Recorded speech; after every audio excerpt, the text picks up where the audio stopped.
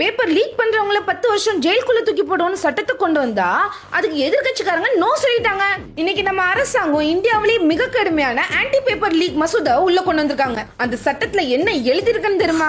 10 கோடி ரூபாய் அபராதம், கொஸ்டின் பேப்பர் லீக் பண்றவனுக்கு 10 வருஷம் ஜெயில், கூட்டு கொள்ளைக்காரங்களுக்கு 7 வருஷம் ஜெயில் உறுதி, சில மாதங்கள்லயே கேஸ் முடிக்கிறது ஃபாஸ்ட் ட்ராக் கோர்ட். இனிமேல் ஓடவும் முடியாது, ஒளியவும் முடியாது. ஆனா இதுக்கு என்டிஏ கூட்டணியோட பதில் என்னன்னு தெரியுமா? அவைக்குள்ள இறங்கி கூச்சல் விடுறது என்ன, no no no no no கத்துறது என்ன, கடைசி வரை அந்த மசோதாவை அறிமுகப்படுத்த கூட விடல. இப்ப நான் என்ன கேக்குறேன், மாணவர்களோட எதிர்காலம்னு சொல்லி ரோட்ல இறங்கி நீங்க தான் போராட்டம் பண்ணீங்க, கூச்சல் விட்டீங்க, ரகலை பண்ணீங்க.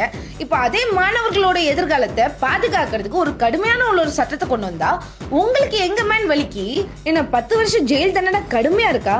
அப்ப என்ன மாதிரி தண்டனை கொடுக்கணும் அப்படின்னு நீங்க தைரியம் இருந்தா எஞ்சி பேசுங்க. இந்த கோஷங்கள் பின்னாடி, கருப்பு கொடி பின்னாடி உங்களை நீங்களே மறைக்க பாக்குறீங்களா?